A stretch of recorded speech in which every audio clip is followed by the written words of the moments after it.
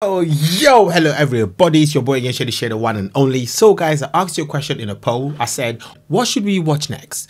Music, some more history, stand-up comedy, and you guys said 45%, some more history. So without saying too much guys, we are going to jump on more history. And why should we watch history? Because watching the history helps us understand the past, it shapes our present and guides our future decisions. So guys, let's get this started. But before we start, smash like, subscribe, give me some love. Let's get this. In the first half of the 20th century, Germany was the preeminent intellectual and cultural capital of the world, and Jews were well-integrated citizens. The emergence of Nazism and its leader, Adolf Hitler, changed Europe and led to the greatest destruction that the Jewish people have ever faced, the Holocaust. Crazy.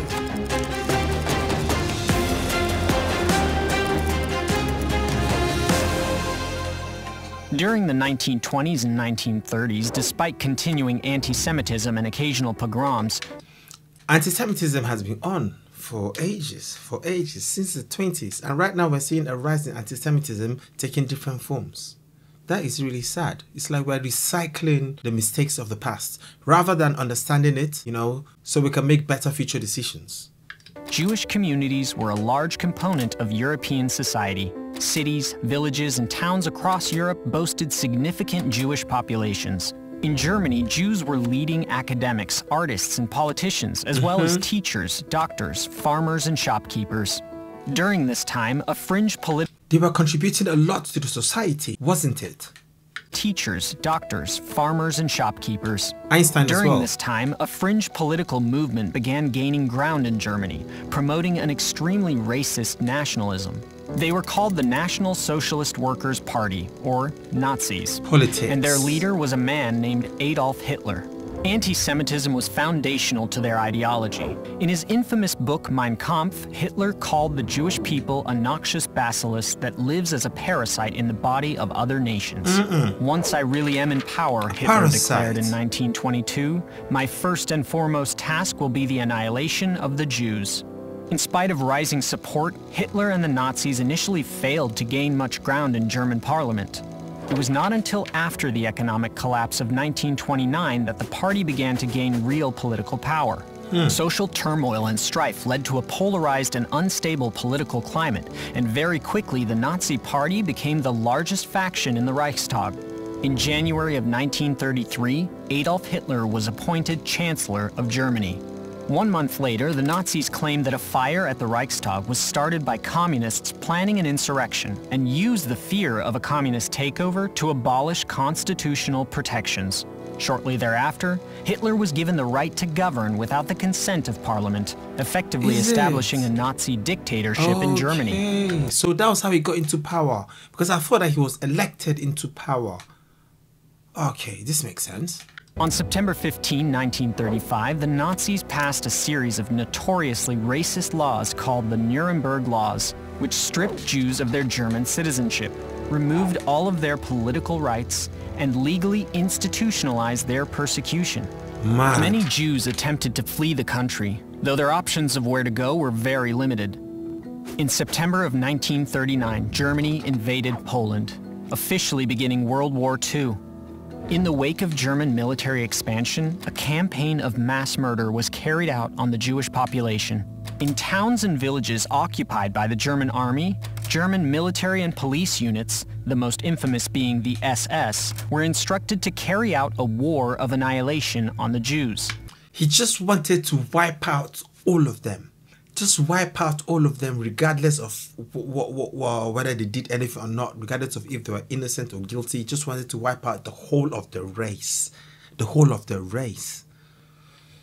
Nazi soldiers, often with the help of local collaborators, rounded up Jewish men, women, children, and the elderly, took them to mass graves, and shot them to death, murdering roughly 2 million Jews within just a few years. What kind of hatred? What kind of hatred is that?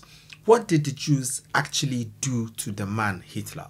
Like, why did he just hate them just like so very much to want to wipe them out? Like, he just wanted to clean the earth of all the Jews, to rid them off the face of the earth. Now that is insane. That is not normal. That is diabolical. To separate and control the Jewish population, the Nazis forced Jews into ghettos, small areas of cities and towns that were walled off from the rest of society. In 1941, it became law that Jews were required to wear a Star of David to identify them at all times. Disease in the ghettos spread like wildfire, and starvation was rampant.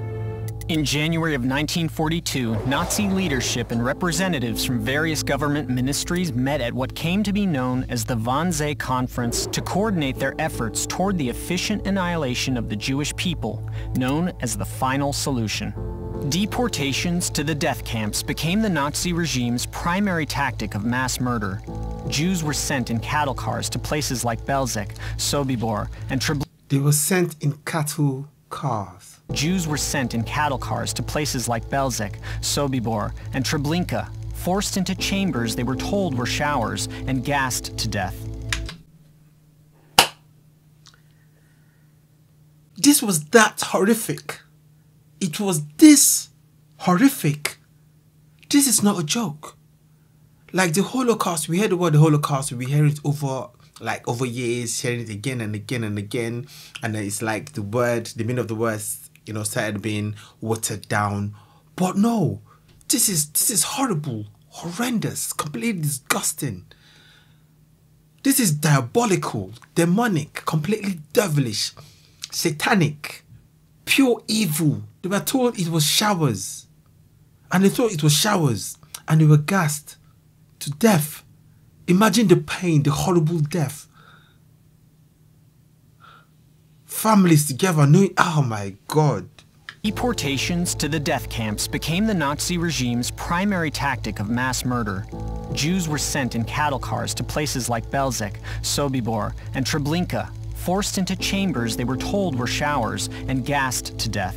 Some camps, such as the infamous Auschwitz-Birkenau complex, doubled as labor and death camps, where Jews were forced to work and were then sent to the gas chambers to be murdered.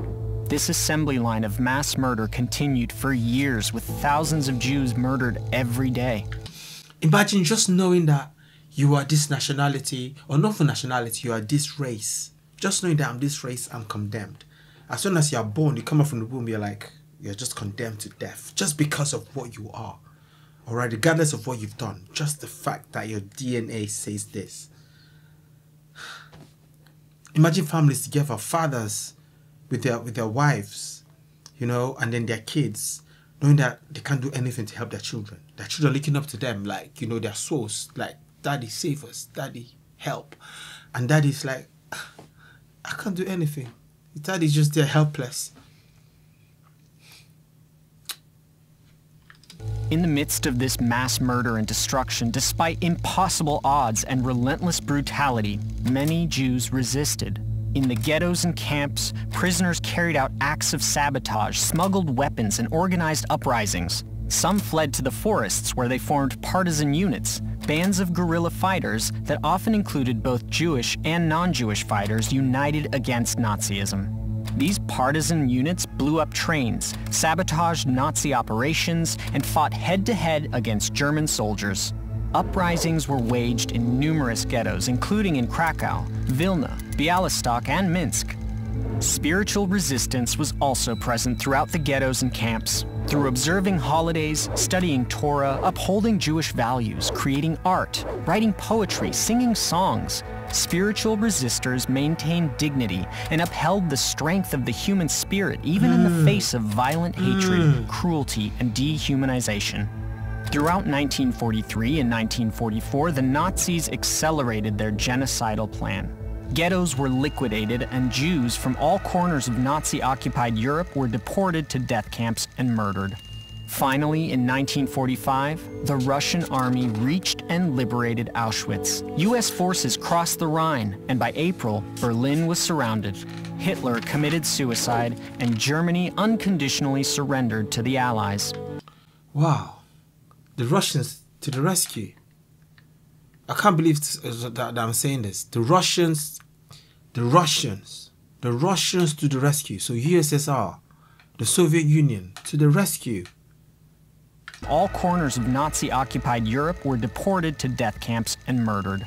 Finally, in 1945, the Russian army reached and liberated Auschwitz. US forces crossed the Rhine, and by April, Berlin was surrounded. Hitler committed suicide, and Germany unconditionally surrendered to the Allies. By the end of the tragic war, roughly 6 million Jews and 5 million others, including Roma, Poles, homosexuals, the disabled, communists, and political dissidents, had been murdered by Nazis. Villages, cities, and towns throughout Europe that were once home to flourishing Jewish communities were now empty of them. Survivors of the concentration and death camps who tried to return home often found their property seized by their non-Jewish neighbors. With no recourse for reclaiming their homes or possessions, they became refugees, many ending up in displaced persons camps before moving on to form what have since become flourishing Jewish communities in the Americas and the land of Israel. The Holocaust was a brutal campaign of persecution and mass murder carried out by the Nazis and their collaborators in an effort to systematically annihilate the entire European Jewish population. The scale of death and destruction is unfathomable, but Jewish communities have since worked tirelessly to care for survivors, name the lost, build and strengthen Jewish life around the world, and educate younger generations about the horrors of the Holocaust, so that it never happens again. Wow. This is so heart-wrenching. This is heartbreaking. Horrific. I have no other words. You see why we need to learn history? We need to learn history so we genuinely can understand the past, the things that have been, all right? Because those things shape our present. They shape our present lives, our present decisions, okay? And so that they can help also to shape our future decisions, and we can clearly see where we're going to, so we don't repeat the same mistakes of the past. But it is sad that humanity never learns. Rather than learning, we're just recycling and just, what do you call that? And rebranding these things, these evils, okay? Anti-Semitism has been on for time, for long time. It's been on, it's ongoing. Now it's coming back in different forms, and we keep hearing different things about Jewish people. Okay, we hear that they rule the world. We hear they control the whole world. They control the whole finances. Okay, they control this, they control that. The Jews do this, the Jews do that. The Jews are not real Jews. The Jews are settlers. The Jews are colonizers. The Jews are occupiers. And we just keep hearing so many things. I mean, it's not just the Jews. There's been a lot of horrific treatment to black people as well. Okay, we're going to come to that very soon, one day, all right? But the Holocaust should not be downplayed. That term should not be watered down. What the Jews went through was really horrific. Really horrific. Yeah, we shouldn't repeat the past. Not against the Jews, not against the black people, not against any race at all. Not against any race. We shouldn't repeat the things of the past. All right, we as humans need to come together because there's so much hatred in this world, so much sadness. We have this anti-Semitisms, we have racisms, we have discriminations, hate taking different forms. Okay, when are we going to learn that rebranding hatred doesn't help? Okay, rather than rebranding it, rather than just trying to make it look like, okay, it's not really hate, it's just, you know, maybe I just don't really like these people, but I don't hate them.